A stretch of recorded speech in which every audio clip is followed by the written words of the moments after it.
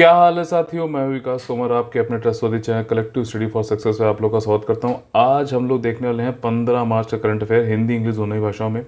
हमारा टेलीग्राम का चैनल जो है बिल्कुल जो फ्री है, उस पर सारे नोटिफिकेशंस और वीडियो सब कुछ वहाँ पे मिलता है। उसका लिंक डिस्क्रिप्शन में दे रखा है, आप लोग ज्वाइन कर लीजिएगा।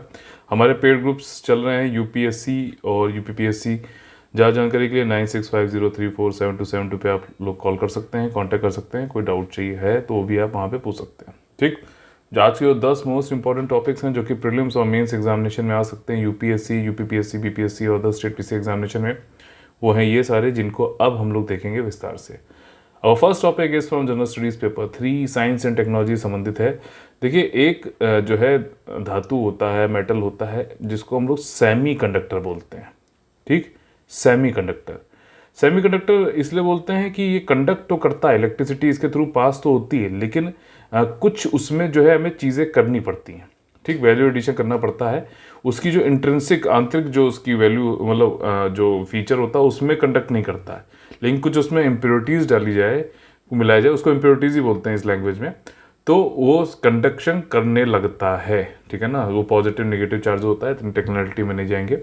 तो इसी ज़्यादातर जो सेमीकंडक्टर सबसे ज़्यादा आप लोगों ने सुना होगा वो सिलिकॉन का होता है, लेकिन उसके अलावा एक गैलियम नाइट्राइड भी होता है। ठीक, गैलियम नाइट्राइड का जो है एक इंस्टीट्यूट जो है, इंक्यूबेटर, एक सेंटर जो है खोला गया है आपका Indian institute of science Bengaluru में। ठीक, तो इसको जो है विजिट किया हमारे जो मिनिस्टर हैं इलेक्ट्रॉनिक्स और इंफॉर्मेशन टेक्नोलॉजी वाले, उन्होंने gallium nitride ecosystem enabling centre और इंक्यूबेटर को विजिट किया जो कि IISc बेंगलुरु में है। ठीक, ये सेंटर दोनों के द्वारा, MIT और IISc बेंगलुरु के द्वारा स्थापित किया गया है। और ये जो स्ट्रेटजिक एप्लीकेशन है, जो भी इलेक्ट्रॉनिक से संबंधित जो भी उपकरण बनते हैं या फिर जो डिफेंस के लिए रणनीतिक या फिर सामरिक महत्व रखते हैं, उन सब में इलेक्ट्रॉनिक में सब में सेमीकंडक्टर लगता है। तो गैलियम नाइट्राइड जो है वो उसको प्रेफर किया जा रहा है क्योंकि ये बहुत ही हार्ड होता है, मैकेनिकली स्टेबल है। ठीक है ना, ऐसा नहीं है कि कभी भी मतलब चल रहा है या फिर मतलब कभी भी रुक जा रहा है। इसका बैंड गैप, क्योंकि मैं देखो इलेक्ट्रॉनिक्स एंड कम्युनिकेशंस मैंने इंजीनियरिंग कर रखी, तो मुझे तो ये चीज़ों में आती है, लेकिन हमारा जो फोकस है यहाँ पर वो यूपीएससी और सिविल सर्विसेज एग्जामिनेशन के लिए है। तो उसके लिए जितना जरूरी है बस ये समझना, जो समझ लीजिए कि गैलियम नाइट्राइड भी एक तरीके का सेमीकंडक्टर होता है, जो कि जिसकी कुछ फीचर्स जो है सिलिकॉन से ज़्यादा अच्छे हैं, इसलिए इसको यहाँ पर यूज़ किया जा रहा है। ठीक, इसकी स्विचिंग स्पीड अच्छी होती है, हाईयर थर्मल कनेक्टिविटी, मतलब कि ज़्यादा टेम्परेचर में भी काम कर सकता है, आसान सी चीज़ है, जिसकी वजह से इसको सिलिकॉन के ऊपर यूज़ किया जा रहा है। गैलियम नाइट्राइड क्रिस्टल जो है ये कई सारे सबस्ट्रेट पे इसको जो है ग्रो किया जा सकता है, नीलम पे, सफ़ायर पर, सिलिकॉन कार्बाइड, सिलिकॉन, इन सब पर। ठीक, ये इलेक्ट्रॉनिक्स एक्चुअली क्या है, अभी रशिया और यूक्रेन के वॉर के बाद पहले ही कोविड की वजह से सेमीकंडक्टर्स की बड़ी जो है सप्लाई कम थी। अब ये वॉर जो हो गया उसकी वजह से और ज़्यादा सप्लाई कम होने में, तो इंडिया खुद से ही अपना जो है आत्मनिर्भरता ढूंढ रहा है, कर भी लेगा इंडिया। ठीक, और नेक्स्ट टॉपिक, अच्छा इससे संबंधित हम लोग ने एक PLI स्कीम भी देखी थी, डिज़ाइन सेमीकंडक्टर के लिए डिज़ाइन और डेवलपमेंट करने के लिए। याद आ रहा है कि नहीं याद आ रहा है? हम लोग ने कवर किया था तो शायद जनवरी के महीने में। ठीक है, तो चलिए नेक्स्ट टॉपिक जो है general studies paper 3 science and technology से ही संबंधित है। Try, telecom regulatory authority of India. ठीक, ये इसका एक्ट आया था 1997 में। दूर संचार या फिर टेलीकॉम क्षेत्र में जो भी विनियमित या फिर रेगुलेशन किया जाता है वो ट्राई करता है। और ट्राई मतलब ट्राई वाला नहीं करता है, TRY वाला नहीं, try telecom regulatory authority of India जो है वो रेगुलेट करता है टेलीकम्युनिकेशन सेक्टर को, और जो रेगुलेट करेगा वो इस अधिनियम 1997 के अनुसार करता है। ठीक, 25 साल ट्राई के हो गए, 1997 से जोड़ लो। तो अभी इसके एक संगोष्ठी रखी गई थी, सेमिनार। किसने रखी थी? Telecom dispute settlement and appellate tribunal, इसने रखी थी, और इस पे जो है सेमिनार अभी हुआ। अब देखो 1997 में ट्राई एक्ट आया, लेकिन 2000 में इसमें संशोधन किया गया। संशोधन में ये जो इस डिस्प्यूट को सेटल करना, एपेलेट ट्रिब्यूनल, ये तब जो है इसमें लाया गया, एक नया जो है संस्था बनाया गया। पहले ट्राई ये भी कोई डिस्प्यूट है उसके ऊपर भी ये खुद ही मतलब जजमेंट देते थे, तो ये तो ठीक नहीं है ना। आर्टिकल नंबर 50 में भी आप लोगों ने पढ़ रखा है भारतीय संविधान में, क्या कि भाई साहब कार्यकारिणी और जुडिशरी अलग अलग होंगे। भाई जो कर रहा है वो खुद ही अपने कामों पे अगर जजमेंट करने लगेगा तो हो सकता है कि वो बायस हो जाए, इसलिए इसको भी अलग कर दिया गया था। ट्राई को बनाया गया है धारा 3 के अंतर्गत 1997 का जो जो ये एक्ट है। ठीक, इसमें देखिए एक चेयरपर्सन होता है, 2 से ज़्यादा फुल मेंबर नहीं हो सकते और 2 से ज़्यादा जो है पार्ट टाइम मेंबर नहीं हो सकते। तो टोटल कितने हुए? 5। ठीक, इसमें मैकेनिज्म डिस्प्यूट रेजोल्यूशन जो है हितधारकों के बीच विवाद समाधान, इन सब के लिए भी ये 2000 में संशोधन करके लाया गया था। ठीक, छोटी सी इंफॉर्मेशन। और ये क्योंकि एक्ट के जरिए आया तो एक स्टेच्यूटरी बॉडी हो गया। अब next topic is from general studies paper on social issues से संबंधित है जेंडर संवाद। सिंपल सा है, आजीविका मिशन, जिसको अब हम लोग दीनदयाल उपाध्याय आपका नेशनल रूरल लाइवलीहुड मिशन बोलते हैं। उसमें आपको पता है कि स्वयं सहायता समूह होते हैं, कई सारे सेल्फ हेल्प ग्रुप होते हैं, और आपको ये भी मालूम है कि सेल्फ हेल्प ग्रुप की वजह से बहुत अच्छा जो है, जो मतलब जैसे वीमेंस के जो सेल्फ हेल्प ग्रुप है तो उनका जो है फाइनेंशियली हेल्प हुई, तो उनका सशक्तिकरण बहुत ज़्यादा हुआ है। ठीक, तो इसी, और ये किस मंत्रालय के अंतर्गत आता है? मिनिस्ट्री ऑफ रूरल डेवलपमेंट के अंदर आता है। तो भाई साहब ये जो नेशनल रूरल लाइवलीहुड मिशन है, ये ही जो है अभी थर्ड जेंडर संवाद करवा रहा है 34 स्टेट में, और कई सारे जो सेल्फ हेल्प ग्रुप के मेंबर हैं, स्टेट मिशन स्टाफ हैं 3000 के करीब, वो सब लोग ऑनलाइन जो है 11 मार्च को जुड़े और जेंडर संवाद किया। जेंडर संवाद भाई साहब वही है कि अपना लैंगिक जो है अब जागरूकता होनी चाहिए। क्या जो है ये आजीविका मिशन जो नेशनल रूरल लाइवलीहुड मिशन है, इसने किस तरीके से जो है कैसे बढ़ाया है, महिलाओं को सशक्तिकरण किया, उसके बारे में यहाँ बताता है। थर्ड था इस बार, ये ध्यान रखना, 11 मार्च को था 2022 को, और इसकी थीम थी promotion of food and nutrition security through women's collective, यानी कि जो महिलाओं के समूह हैं के माध्यम से खाद्य और पोषण सुरक्षा को बढ़ावा देना। ठीक, तो पोषण स्कीम को एक तरीके से इससे इंटीग्रेट किया जा रहा है।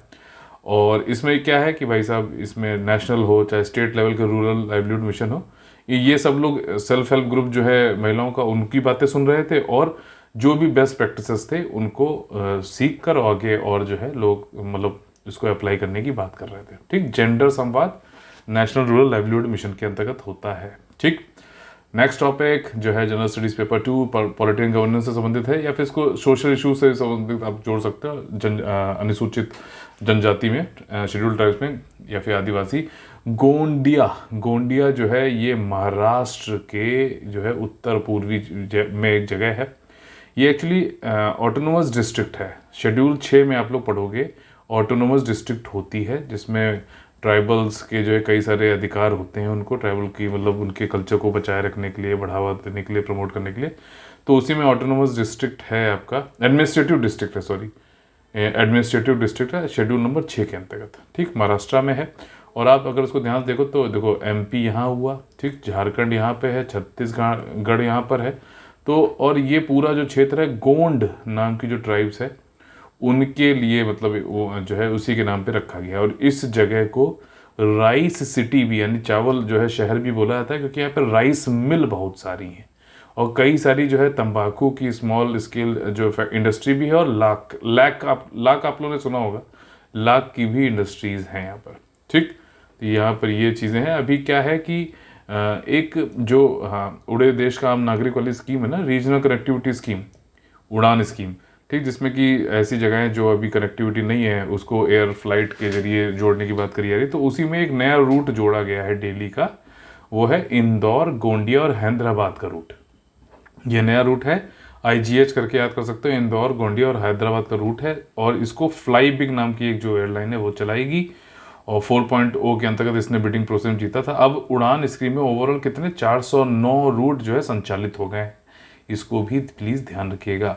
गोंडिया जो है एक म्युनिसिपल काउंसिल, नगर पालिका परिषद भी है, एक शहर भी है महाराष्ट्र में। एडमिनिस्ट्रेटिव हेडक्वार्टर है गोंडिया एडमिनिस्ट्रेटिव डिस्ट्रिक्ट का, शेड्यूल 6 में आता है ये। मध्य प्रदेश, छत्तीसगढ़ इनके जो है से जुड़ा हुआ है। गोंडी जो पीपुल है, आदिवासी ग्रुप है, उनके ऊपर रखा गया। चावल शहर भी इसको बोला जाता है। ठीक, next topic is from general studies paper 2 health issues से संबंधित। देखिए न्यूट्रास्यूटिकल्स, अब जैसे आप लोग को मैंने पीछे पढ़ाया हुआ था प्रधानमंत्री BJP, ये एक स्कीम है। क्या स्कीम का फुल फॉर्म है? प्रधानमंत्री जन औषधि परियोजना, ठीक है ना, प्रधानमंत्री भारतीय जन औषधि परियोजना। तो ये क्या करते हैं भाई साहब, जेनरिक दवाइयों को जो है, ये केंद्र है, यहाँ पर जाके जेनरिक दवाइयाँ बिकती हैं। तो यहाँ पर अब क्या है कि न्यूट्रास्यूटिकल्स भी वो लोग बेचेंगे। न्यूट्रास्यूटिकल्स क्या होता है कि इसमें ये पौष्टिक औषधि होती है, मतलब पोषण भी बेहतरीन रखता है ये, और साथ ही साथ मेडिसिन की तरह भी काम करता है। ठीक, तो इससे क्या होगा भाई साहब, फूड सप्लीमेंट मिलता है, आपका इम्यूनिटी प्रतिरोधक क्षमता बढ़ती है। तो ये अब जेनरिक वाले जो है फार्मास्यूटिकल्स की दुकानें जो है उसमें न्यूट्रास्यूटिकल भी मिलेगा, ये चीज़ यहाँ पर बताई गई है। और भाई साहब जेनरिक न्यूट्रास्यूटिकल मिलेगा तो ये सुलभ भी होगा, सबको पहुँच में भी होगा, स्टैंडर्ड मानकीकरण भी अच्छे होंगे और सस्ता भी होगा। वैसे आप देखो तो वे प्रोटीन करके भाई साहब बहुत ऐडते हैं, बहुत ज़्यादा पैसे लेते हैं। प्रोटीन पाउडर, बार, माल्ट बेस्ड फूड सप्लीमेंट, ये सब है। ठीक, ये मेडिसिन की तरह न्यूट्रिशन दोनों के लिए काम करता है। ये एक ऐसा सब्सटेंस होता है जिसका शारीरिक लाभ भी होता है, पुरानी बीमारी से सुरक्षा प्रदान करता है। ठीक है ना, आप लोगों ने सुना होगा कई सारे वो एमवे का आता था, या फिर मल्टीविटामिन दे रहे हैं, तो वो सब वैसे ही है ये। अब प्रधानमंत्री बीजेपी जो केंद्र हैं उनके बारे में जान लगते हैं। 8675 केंद्र हैं डिस्ट्रिक्ट में पूरे भारत में, ठीक है ना। और इसको 3 IT इनेबल्ड वेयर हाउसेज, मतलब 3 वेयर हाउस हैं, चौथा भी जो है सूरत में बन रहा है। 3 कौन कौन से हैं? गुरुग्राम में है, ठीक, चेन्नई में है, गुवाहाटी में है और सूरत में। आप तो एक चीज़ देख रहे हो पैटर्न, आप जो है उत्तर, पूर्व, दक्षिण और पश्चिम। ठीक, तो ये तीनों अभी चल रहे हैं और ये अभी जो है आने वाला ऑपरेशन स्टार्ट होने वाला है इसमें, गुरुग्राम, गुवाहाटी, चेन्नई और सूरत। ठीक, तो इसमें स्ट्रेटजी ज्योग्राफी है इसके पीछे। अच्छा, जो ये स्कीम है इसको कार्यान्वित करता है जो आपका डिपार्टमेंट ऑफ फार्मास्यूटिकल्स है, वो विभाग इसको कार्यान्वित करता है। और इसमें देखो जो दवाइयों, जेनरिक दवाइयाँ हैं उनका प्राइस कैसे सेट किया जाता है, ये हम लोगों ने कल वैसे पढ़ा था इसके बारे में, जेनरिक दवाइयों के बारे में, फार्मास्यूटिकल्स के बारे में। बट यहाँ पे एक चीज़ बताना चाहूँगा कि मान लीजिए किसी पर्टिकुलर जो है कंपनी, मतलब जो दवाई है उसकी जेनरिक दवा बननी है, ठीक, तो वो दवाई कुछ ब्रांडेड कंपनियां भी बेच रही होंगी, सिप्ला हो गई या कुछ नाम बताए तो ताकि समझ में आ जाए। मैं सिप्ला को टारगेट नहीं कर रहा हूँ, वैसे बता रहा हूँ। तो जो टॉप 3 जो प्राइस वाली ब्रांडेड मेडिसिन होंगी, मान लीजिए कोई 10 रुपए की है, कोई जो है 20 रुपए की है, कोई जो है आपकी 30 रुपए की है, ठीक, तो टोटल कितना हो गया? तो ये टोटल हो गया 60। 60 को 3 से वो कर देंगे तो 30 रुपए से ज़्यादा नहीं होगी जेनरिक दवाई का जो है इसमें, सॉरी 20 हो गया, 20, ठीक है क्या है यार गणित। तो यहाँ पर क्या है कि 20 रुपए से ज़्यादा इसका दाम नहीं हो सकता। मैं बोल रहा कि maximum 50% of the average price of top 3 brands, ठीक, तो उससे ज़्यादा इसका प्राइस नहीं हो सकता। तो अगर आप देखो तो कई सारे में कम से कम 50% का तो डिस्काउंट इसमें हो ही गया, ठीक, CSAT है सिंपल सा। और 80-90% तक भी मार्केट में जो ब्रांडेड मेडिसिन है उससे भी सस्ती ये हो सकती है जेनरिक दवा, और बिल्कुल पूरी इसकी प्रभावशीलता जो है बहुत अच्छी है, कोई इसमें दिक्कत नहीं है। अच्छा, यहाँ पर ये जो दाम सेट कर रहा है भाई साहब, ये स्कीम तो ये संचालित कर रहा है, ठीक, इंप्लीमेंट कार्यान्वित कर रहा है, लेकिन ये दाम कौन सेट करेगा 50%? ये करता है नेशनल फार्मास्यूटिकल प्राइसिंग अथॉरिटी, जो कि डिपार्टमेंट ऑफ फार्मास्यूटिकल्स के अंतर्गत ही है, ठीक। और ये सारी दवाइयाँ जो शेड्यूल 1 में आती हैं DPCO के, ध्यान से समझो। अब ड्रग, ये कई बार इसमें आता है, इसमें काफ़ी कंफ्यूजन होता है इसलिए बता रहा हूँ। DPCO 2013, ये क्या है भाई साहब? ड्रग प्राइस कंट्रोल ऑर्डर 2013 में आया। इसके अंतर्गत जो है शेड्यूल 1 बनाया गया। उस शेड्यूल में जो भी दवाइयाँ डाली जाती हैं उन दवाइयों का प्राइस सेट करता है NPPA, ठीक। NPPA क्या है? National pharmaceutical pricing authority. अब वो दवाई ब्रांडेड भी हो सकती है और दवाई जेनरिक भी हो सकती है, ठीक है, दोनों का सेट करता है, तो भाई इसका भी कर रहा है। और ये NPPA जो है आपका, ये किसके अंतर्गत आता है? डिपार्टमेंट ऑफ फार्मास्यूटिकल्स के अंतर्गत आता है, जो कि आपका ministry of chemical and fertilizers के अंतर्गत आता है, ठीक, ये चीज़ समझ आ गई। और ये जो ऑर्डर है, आप लोग से कमेंट करके मैं जानना चाहता हूँ कि ये ऑर्डर किस मंत्रालय ने निकाला था? Drug price control order 2013। अगर इसको आपको ढूंढना तो आप लोग सिंपल से गूगल कैसे करोगे?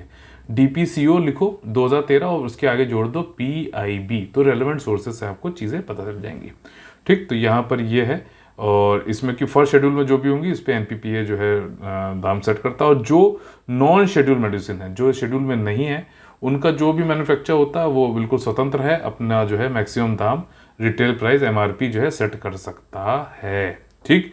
ये थोड़ा टॉपिक इंपॉर्टेंट था, इस पे लिए बहुत ही बारीकी में जाके इसको समझाया मैंने आपको। पूरी नॉलेज में जो मेरी है वो मैंने इसमें झोंक दी। General studies paper 2 international relation संबंधित जो हमारा अगला टॉपिक है, म्यूजियम ऑफ द फ्यूचर, भविष्य का संग्रहालय, UAE के दुबई में बना है। ये देखिए, ये संग्रहालय क्या बनाते हैं यार, क्या मतलब आर्किटेक्चर है। और इस संग्रहालय में क्या होता है कि भाई साहब कृत्रिम बुद्धिमत्ता, आर्टिफिशियल इंटेलिजेंस, और मतलब कोई आप जाओगे यहाँ पे तो फ्यूचर आपको दिखा देंगे। फ्यूचर किसका दिखाएंगे भाई साहब? अपना 2071 में आपको लेके पहुंच जाते हैं। ऐसा क्यों? क्योंकि यूएई का ये 100 साल जो है पूरे करता है।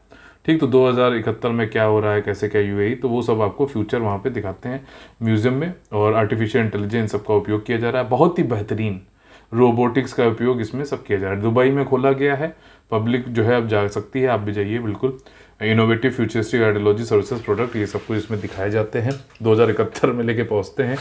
और ये लोकेटेड है फाइनेंशियल डिस्ट्रिक्ट दुबई के। और यहाँ के 3 मेन एलिमेंट है, ग्रीन हिल यानी कि हरी पहाड़ी, बिल्डिंग और वॉइड। ठीक, तो ये सारी 3 चीज़ें। और इसको कब ओपन किया गया था? 22 फरवरी को ओपन किया गया था। 22 फरवरी को मैंने आप लोग को ग्रुप में शेयर भी किया था। पैलिंड्रोमिक होता है ये।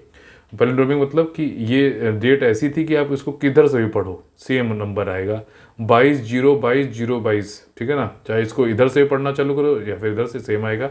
इसी तरीके से इंग्लिश में भी कुछ ऐसे वर्ड होते हैं जैसे मैडम, ठीक, रेस कार, इधर से ही पढ़ो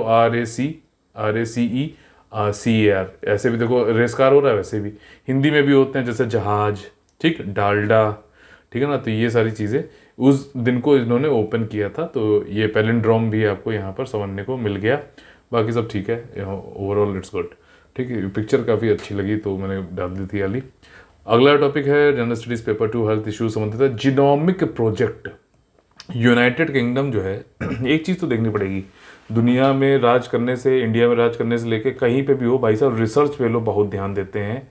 और भारत में भी राज करना था तो उन्होंने पूरे जो है हमारी जो पुरानी जो एंशियंट बुक्स है सब पे रिसर्च करके हमारी संस्कृति को सीख के हम पर 200 साल तक तो भाई साहब किया राज, ठीक, कम से कम। तो खैर यहाँ पे ये क्या रिसर्च कर रहे हैं? यहाँ पे ये रिसर्च ये कर रहे हैं कि कौन से ऐसे क्रिटिकल इल व्यक्ति होते हैं, मतलब बहुत ही गंभीर रूप से जो लोग जो बीमार हैं, तो उनके जीनोम में अनुवांशिक रूप से क्या डिफरेंस आता है। तो उनके जीनोम की ये लोग क्या करते हैं? शोध करते हैं, रिसर्च करते हैं उस पर, और उसको कंपेयर करते हैं जो लोग नॉर्मल हैं, अभी बीमार नहीं है। ठीक, तो ऐसे करके इन्होंने अभी 16 नए अनुवांशिक वेरिएंट की पहचान की है, जो कि एक व्यक्ति को एक गंभीर कोविड-19 संक्रमण के प्रति अधिक संवेदनशील बनाता है। मतलब कि अगर किसी व्यक्ति के अंतर्गत सेम, अगर इन्होंने जो क्रिटिकली इल थे उनमें देखा भाई साहब अच्छा है, इनके अंदर ये चीज़ें चेंज है, इस टाइप का डीएनए स्ट्रक्चर है, जेनेटिक देखा, ठीक, फिर उसको उन्होंने निकाला कि अच्छा अगर इस तरीके का किसी और व्यक्ति के अंदर, भाई अभी हो सकता है कि वो नॉर्मल हो, अगर सेम जेनेटिक स्ट्रक्चर उसका भी है तो आगे आने वाले टाइम पे कोविड-19 से संक्रमण होने के उसके चांसेस ज़्यादा होंगे। तो ये रिसर्च का, जिसका नाम जीनोमिक रखा है इन्होंने, इसका एक ये फायदा आगे होने वाला है कि आपको पहले ही पता चल जाए भाई साहब तुम सुधरे रहो, ठीक ना, मास्क वास्क पहनो, हैंड वॉश करो, सोशल डिस्टेंसिंग करो, ज़्यादा लबर लबर मत करो इधर उधर, नहीं तो दिक्कत हो सकती है। तो ये जो है लार्जेस्ट इस तरीके की रिसर्च है और पूरी दुनिया के इसमें साइंटिस्ट भी काम कर रहे हैं। और क्रिटिकल इलनेस कौन सा जेनेटिक फैक्टर कर सकते हैं वो इसमें बताया जाता है। इसमें क्रिटिकली इल पेशेंट मौजूद हैं आपके, with members of the general population में मौजूद है। और हालांकि इसमें यह भी है कि हमें और ज़्यादा लोगों में भी देखना पड़ेगा, ये अभी सैंपल साइज छोटा है। क्रिटिकली इल तो आप पकड़ सकते हो भाई साहब, हॉस्पिटल में उनके ऊपर तुमने हल्का सा डीएनए निकाल लिया, अपना रिसर्च कर रहे हो, लेकिन कितने लोगों के ऊपर जो नॉर्मल है उनके ऊपर कितने लोग के ऊपर करोगे, तो ये थोड़ा देखने वाला। 2015 में चालू हुआ था, ऐसा नहीं कोविड आया तो उसके बाद ही इनकी नींदें जो है जागी हैं।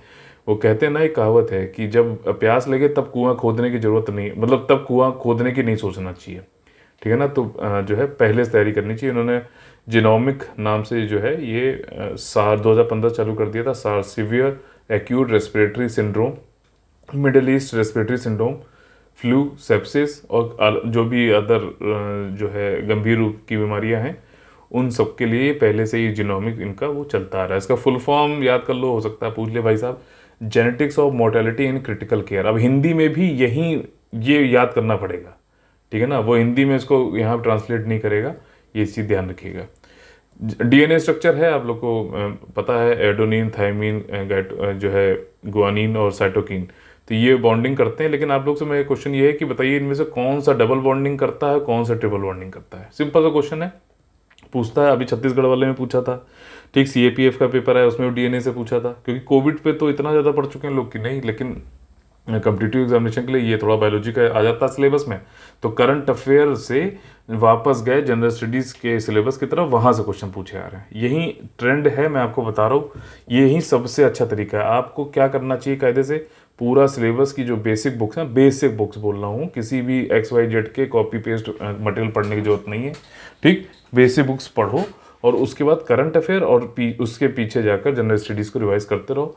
यही सबसे बेहतर तरीका है integrated current affair and general studies तैयारी करने का, ठीक। अब next topic is general studies paper 2 international relation संबंधित। देखो हम लोगों ने ये लगातार पढ़ते आ रहे हैं, जिनेवा कन्वेंशन हो गया, इंटरनेशनल क्रिमिनल कोर्ट हो गया, वॉर क्राइम क्या होता है, क्राइम अगेंस्ट ह्यूमैनिटी क्या होता है, ये चीज़ें हम लगातार पढ़ते आ रहे हैं जब से यूक्रेन के ऊपर जो है रशिया ने हमला किया, और फिर पुतिन को जो है लोग कह रहे हैं कि भैया इन्होंने बहुत तगड़ा वॉर क्राइम किए हैं, नरसंहार किया है, तो इनके ऊपर होना चाहिए, केस होना चाहिए, ठीक। तो इन्हीं सब क्राइम के लिए इंटरनेशनल क्रिमिनल कोर्ट बनाया गया है कि भाई साहब पुतिन को रशिया में तो कोई फांसी देगा नहीं, सीधी सी बात है, तो वो वहाँ से बच सकता है।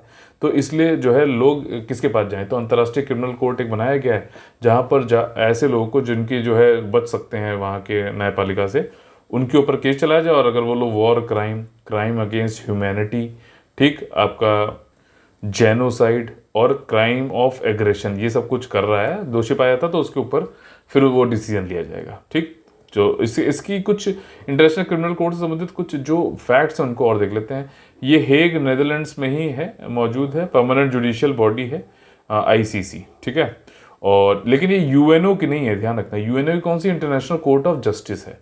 और इसका बैकग्राउंड ये है कि 1998 में अभी मतलब 30 साल पहले ये चालू हुआ है, 20-25 साल पहले चालू हुआ है, ठीक। रोम स्टैच्यूट बनाया गया था इंटरनेशनल क्रिमिनल कोर्ट का, उस पे ये काम करता है। उसमें स्टैच्यूट है भाई साहब, तो लॉ, स्टैच्यूट का क्या मतलब होता है, लॉ होता है, संविधि करके समझ सकते हो आप।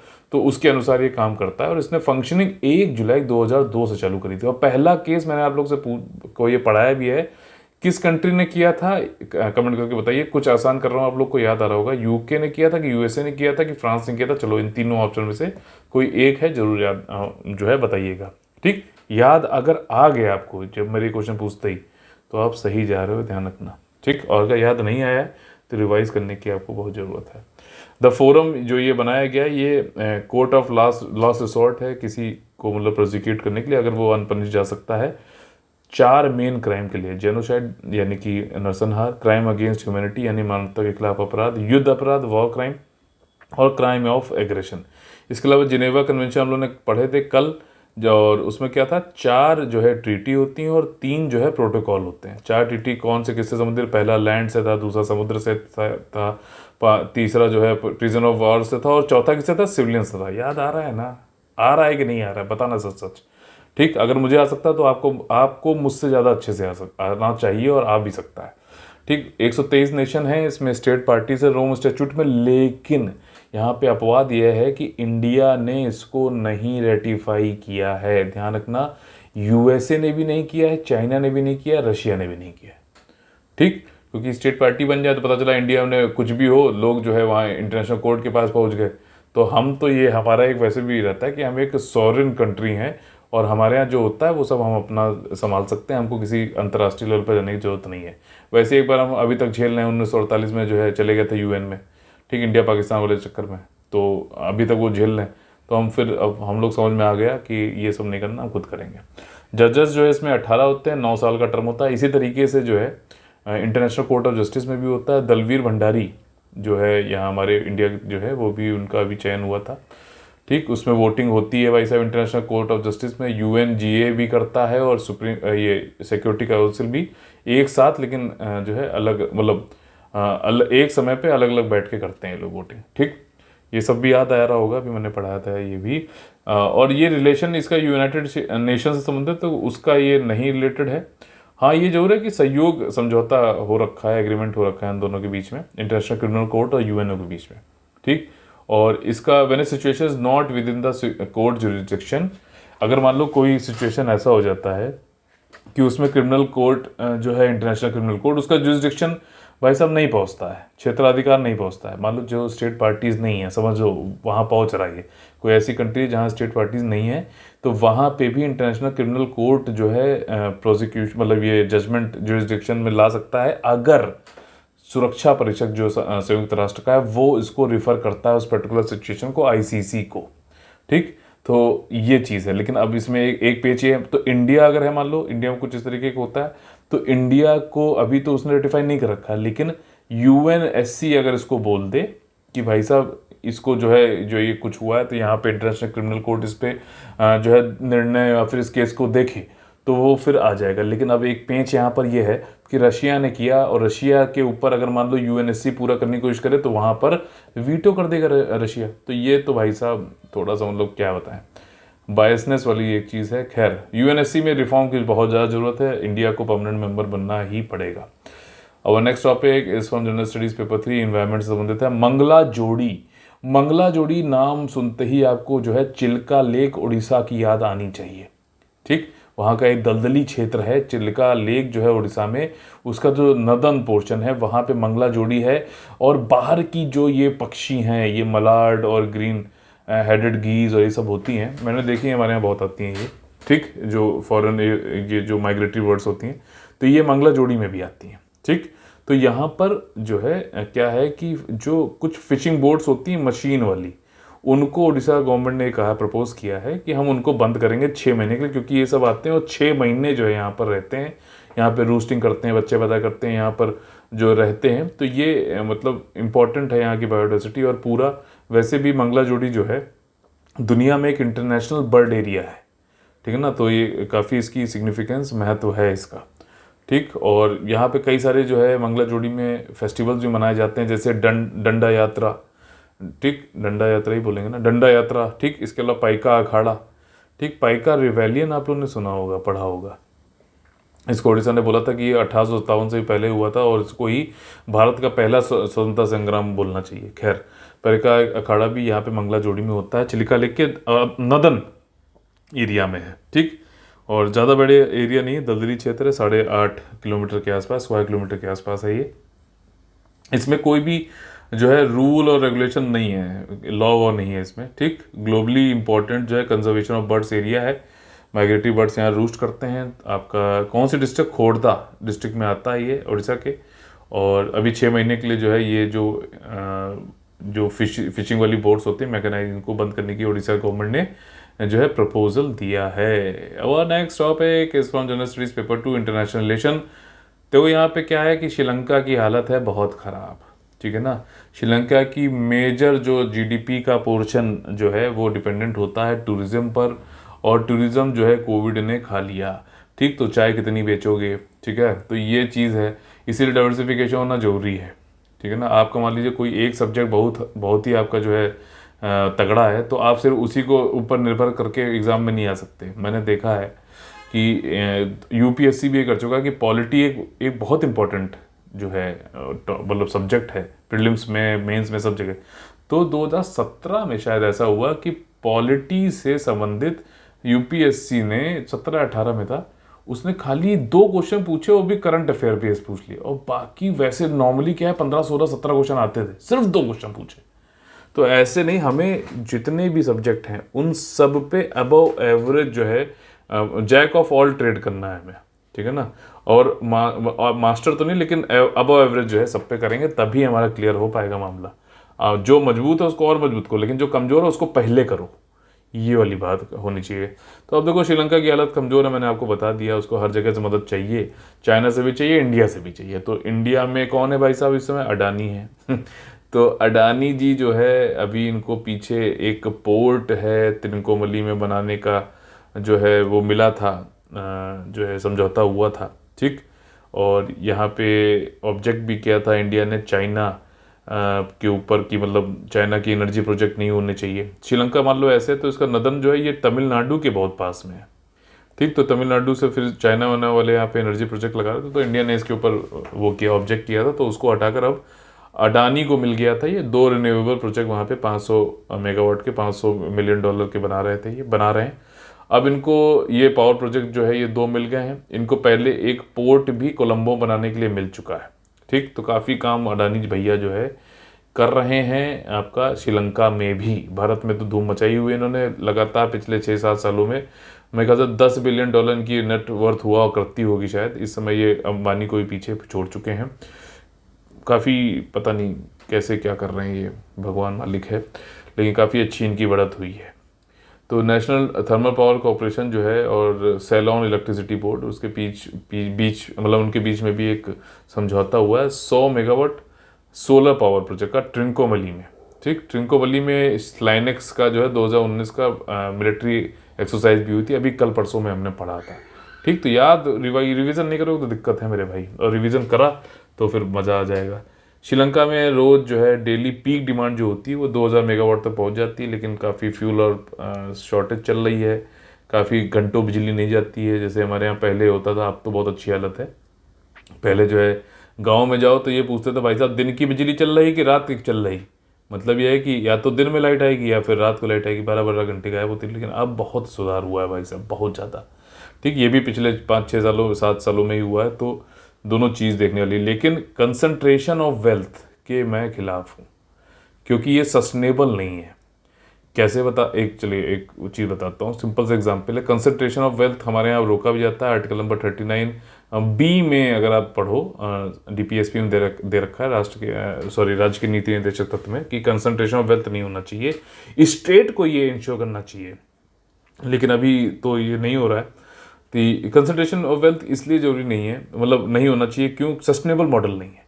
एक व्यक्ति मान लो अमीर होता चला जा रहा है, ठीक, तो ये एक गाड़ी लेगा, मान लो हम गाड़ी पे लेके जाते हैं, उसमें 4 पहिए लगेंगे। ठीक, अब ये गाड़ी हो सकता है 5 करोड़ की ले लें, भाई 10 करोड़ की ले लेगा, कितनी महंगी ले लेगा, ठीक, 10 करोड़ की ले लेगा, लेकिन इस गाड़ी से कितने घर चलेंगे? ठीक, बता दो। अगर यही 10 करोड़ की आप जो है मारुति सस्ती वाली जो है उसको कर लो, तो कितने उसमें हजारों टायर लगेंगे, हजारों हर कंपोनेंट लगेगा, सैकड़ों लाखों घर चलेंगे। मेरी बात समझ रहे हो? तो ये अकेला यहाँ पे, मतलब ये नहीं, आप जो भी है तो वो अकेला यहाँ पर जो है एक गाड़ी में घूम सकता है, लेकिन उससे सिर्फ एक कंपनी, मान लो रॉयल्स रॉयस की ले ली, तो रॉयल्स रॉयस तो वैसे भी इंडिया की नहीं है, तो वो एक ही कंपनी की होगी, उसमें भी कुछ घर चला रहा है। लेकिन अगर वह उसी 10 करोड़ रुपए से आप बहुत सैकड़ों गाड़ियाँ खरीदो तो उससे कई लाखों घर चलेंगे। ये बात समझना जरूरी है। ये अकेला ये नहीं मालूम, मतलब कोई भी है तो वो कितना खाना खा सकता है भाई। ठीक, मान लो किसी बढ़िया रेस्टोरेंट चला गया, उसने जो है वहाँ पे 50,000 रुपये खाना खा लिया, होता होगा भाई इन लोग के लिए, शायद हम लोग के लिए सपना है, इन लोग के लिए बिल्कुल होता होगा। लेकिन 50,000 से सोचो जो है 1,000 थालियाँ अगर 50 रुपये की तो आ सकती हैं, 1,000 पेट भर सकता है। तो ये कहने की बात है कि ज़्यादा concentration is not at all, ये एक बबल होता है जो फूटता है फिर जाके बाद में। ठीक यार, जब एक ही सब बिल्कुल खाए पिए पड़ा हुआ है, बाकी सब भूखे मरेंगे, तो कहीं ना कहीं तो फिर बाद में आवाज़ उठेगी ना। और वैसे ही आवाज़ यहाँ पे भी उठी है। यूपीपीएससी 2022 के लिए हमारा मिशन प्रयागराज चल रहा है। कंप्लीट पेड ग्रुप है जिसमें आपको guidance, study plan, test series, live doubt discussion और काउंसलिंग होती है, सारी पीडीएफ मिलती हैं, जो भी इंपॉर्टेंट है सब कुछ, ठीक, एक जगह पे।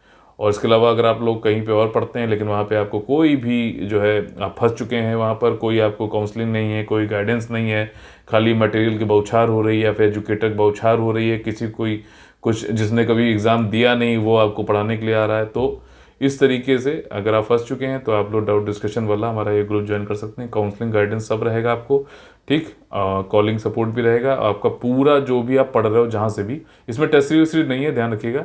वहाँ पे आपकी एफिशिएंसी को जो है और एक मतलब सुपरविजन में रख के अब उसका जो है बेटर से बेटर रिजल्ट वहाँ पे लाने की आपकी कोशिश की जाएगी। ठीक, ये यूपीएससी यूपीपीएससी दोनों के लिए। बाकी ये सारे यहाँ पे मॉड्यूल दे रखे हैं, आप लोग पॉज करके देख सकते हैं। तो चलिए, कैसा लगा आज का आप लोग को सेशन? अगर पसंद आता तो प्लीज़ लाइक बटन तोड़िए, ज़्यादा से ज़्यादा लोगों को जोड़िए, शेयर, सब्सक्राइब और कमेंट जरूर करिएगा उन आंसर्स को जो मैंने क्वेश्चंस पूछे हैं। ये जो आप लोग लाइक करते हो, कमेंट करते हो, शेयर करते हो, ये मेरे लिए सबसे बहुत बहुत ज़्यादा मोटिवेशन है। मैं दिन रात मेहनत करता हूँ आप लोग के इस मोटिवेशन की वजह से। और मुझे मालूम है 100 में मैं सिर्फ 5-6% पे ही विश्वास रखता हूँ। बाकी लोग मुझे मालूम है नहीं सपोर्ट कर रहे हैं, क्यों नहीं कर रहे हैं पता नहीं, जो भी है, हो सकता है कि उनके अंदर इतनी नकारात्मकता भरी हुई है कि नहीं वो नहीं देख सकते कोई अच्छा कर रहा है या जो भी है। इधर मैं देख रहा हूँ कि मेरे ऊपर, मेरे बैंक अकाउंट के ऊपर हैकिंग अटेम्प्ट हो रहे हैं। ये सारी चीज़ें मतलब चालू कर दी हैं लोगों ने, और मुझे बहुत मज़ा आ रहा है। ये इतना मज़ा दे रहा है कि पूछो मत, कि जो मतलब जब ऐसी चीज़ें चालू हो जाती हैं तो अच्छा लगता है। ठीक, तो मोटिवेशन फैक्टर मेरे लिए ये भी है, और मोटिवेशन आप लोग जो मेरे मतलब चाहते हैं, CSFS टीम के मेंबर हैं, कि भाई बढ़ें, हम लोग आगे बढ़ें, एक नाम हो, एक सबका काम हो, सबका सिलेक्शन हो, इस एजुकेशन मिशन को आगे बढ़ा सकें, तो उससे बहुत अच्छी मोटिवेशन मिलती है। ठीक, तो ओवरऑल हम लोग पॉजिटिव ही हैं और पॉजिटिव ही रहेंगे। तुम चाहे कुछ कर लो, कोई दिक्कत नहीं है। ठीक, ये चीज़ है, हेटर्स को बोल रहा था मैं। तो ये हम लोग का टेलीग्राम चैनल यहाँ पे दिया हुआ है, कोई डाउट है 9650347272 पे आप लोगों में बात कर सकते हैं। चलिए, कल मुलाकात होगी, तब तक के लिए आप लोगों से लेते हैं अलविदा। जय हिंद, जय Bharat, all the very best है। वंदे वंदे मातरम।